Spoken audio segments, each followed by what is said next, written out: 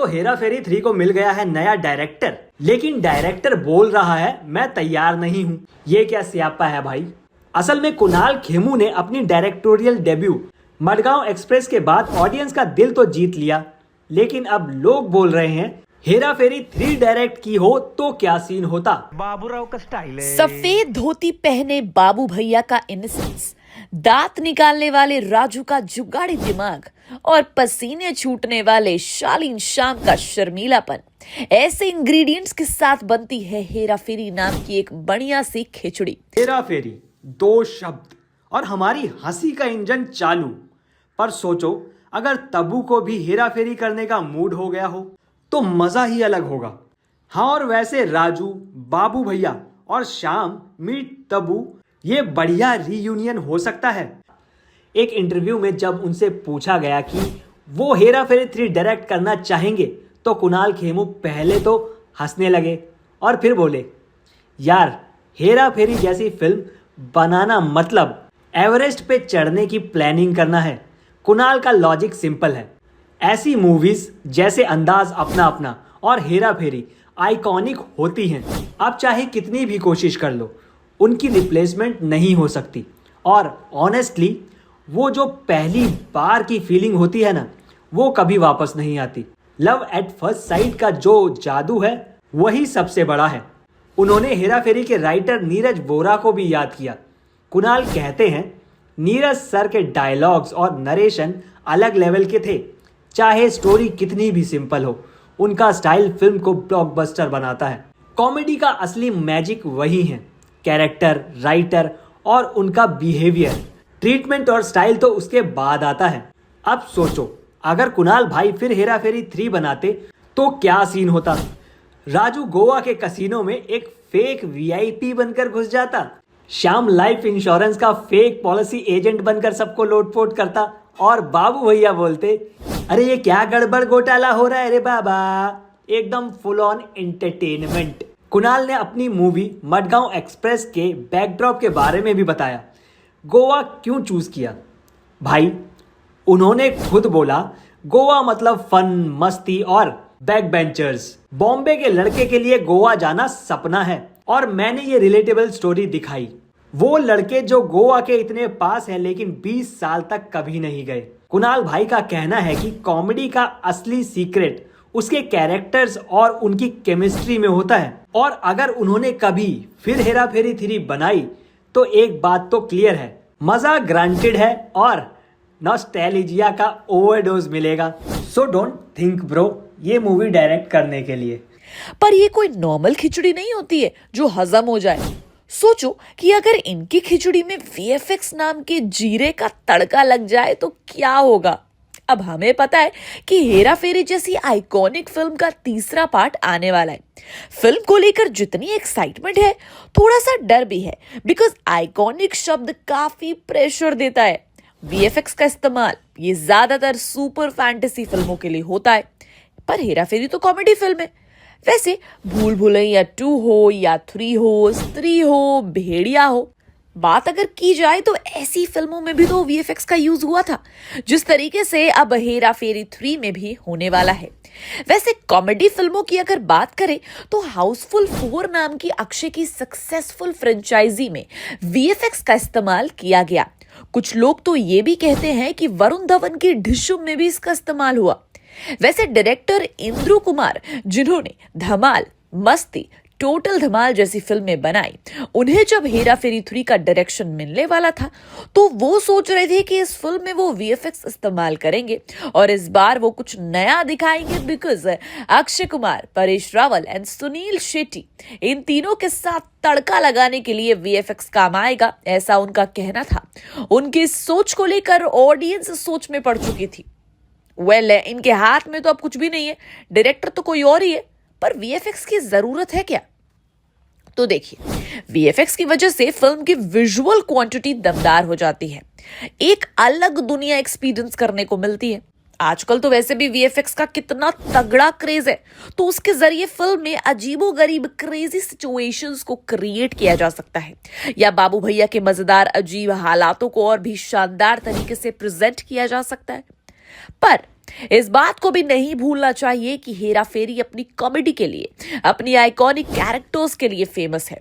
तो वीएफएक्स के इस्तेमाल से अगर हेरा फेरी 3 सुपर हीरो जैसी बन गई तो ये फिल्म की इनोसेंस, नॉस्टैल्जिया एंड असलियत को खोया जा सकता है, जो हेरा फेरी की असली ब्यूटी है।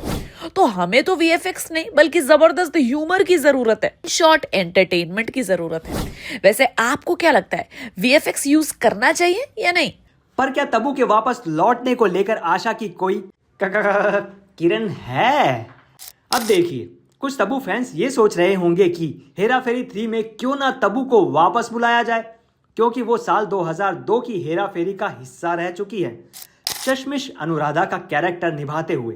तो क्यों ना इस बार उन्हें बुलाकर अक्षय और तब्बू की जुगलबंदी दिखाई जाए, क्योंकि वैसे भी इस बार कहानी नई होने वाली है ना।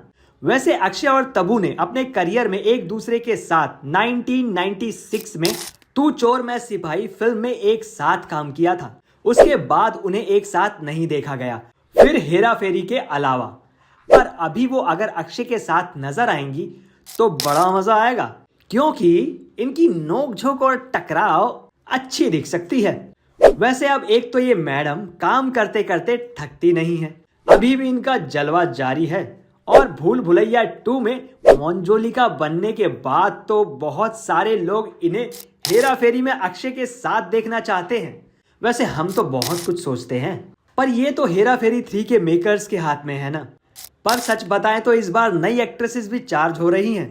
और दूसरी बात यह है कि भूत बंगला नाम की अक्षय की अपकमिंग हॉरर कॉमेडी फिल्म में तब्बू नजर आने वाली है, अक्षय के ही साथ, जिसे प्रियदर्शन डायरेक्ट करने वाले हैं। तो एक तरह से इनका कोलैबोरेशन हो ही रहा है। और वो फिल्म तब्बू ने इसलिए साइन की है क्योंकि उस फिल्म में उनका कैरेक्टर उन्हें काफी पसंद आया है। वैसे भी वो ऐसी ही फिल्में साइन कर रही हैं जिसमें उनके कैरेक्टर को इम्पोर्टेंस दी जाए। पर हेरा फेरी फ्रेंचाइजी में फीमेल कैरेक्टर पे फोकस करना थोड़ा इम्पॉसिबल सा होता है। ये उन्हें तभी समझ आ गया होगा क्योंकि राजू, श्याम और बाबू भैया ये कैरेक्टर ही इस फिल्म का मेन फेस होते हैं। ऐसे में एक्ट्रेस का काम ज्यादा नहीं होता, तो तब्बू ऐसे कैरेक्टर्स बिल्कुल भी नहीं करने वाली जिसमें उनके कैरेक्टर को ज्यादा तवज्जो ना मिले। ऐसे में तब्बू हेरा फेरी 3 में नहीं दिख सकती, जिसके पीछे ऐसे कई सारे रीजन हैं। पर डोंट वरी, हेरा फेरी 3 में हम जिन भी एक्टर्स को देखेंगे, भगवान से हमारी प्रार्थना है कि वो कोई टैलेंटेड बंदी हो। वैसे आप किसे देखना चाहते हैं हेरा फेरी 3 में? फिल्म हेरा फेरी 3 को लेकर फैंस का पेशेंस लेवल खत्म होता जा रहा है, इसलिए तो अक्षय की भूत बंगला के न्यू पोस्टर पर ये सब हेरा फेरी 3 के बारे में पूछ रहे हैं। पर भाई, इसे आने में बहुत टाइम, और मेकर्स चाहते हैं कि हम और इंतजार करते हुए फिल्म पर कई सारी थ्योरीज बनाएं, और इसी बात को हमने भी सीरियसली ले लिया और थ्योरी बना डाली। आइए बताते हैं। तो फिल्म की कहानी के 3 मेन कैरेक्टर्स बाबू भैया, श्याम और राजू, इन तीनों में से अब कोई भी कुछ भी सही नहीं कर रहा है, पर एक दूसरे के साथ अपना वक्त बिताते हुए पुराने जमाने की मस्तियां याद करते हैं और सब मिलकर सोचते हैं कि अगर लॉटरी जीत जाएं तो बस लाइफ सेट हो जाएगी। लेकिन भाई, लॉटरी नहीं मिली, पर इनको मिला है एक बड़ा ऑफर। तो क्या है ये ऑफर?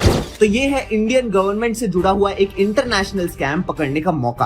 हाँ, आप सही सुन रहे हो। इनकी किस्मत का लेवल क्या है ये तो खुद इन्हें भी नहीं पता था, लेकिन ट्विस्ट ये है कि इन तीनों को ये काम सरकारी एजेंसी की मदद के बिना करना होगा। अब जरा सोचिए, तीनों को इंटरनेशनल स्कैम पकड़ने का जिम्मा दे दिया जाएगा तो क्या होगा।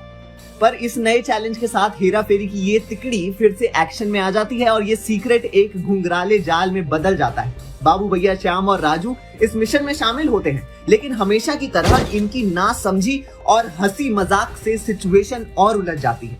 पर फिर भी वो किसी तरह इंटरनेशनल स्कैम के सारे तार जोड़ने में जुट जाते हैं। लेकिन एक बात तो तय है कि इस बार उनका मुकाबला सिर्फ एक किसी आम क्रिमिनल से नहीं, बल्कि एक बड़े इंटरनेशनल क्रिमिनल नेटवर्क से है, जो पैसे की हर तरह की इलीगल एक्टिविटीज में शामिल है। और फिर मामला इतना बढ़ जाता है कि ये तीनों दुबई, लंदन, न्यूयॉर्क और टोक्यो तक पहुंच जाते हैं। इनकी नासमझी अब दुनिया के सबसे बड़े शहरों में अपनी जासूसी करके इन खतरनाक क्रिमिनल्स तक पहुंच जाती है।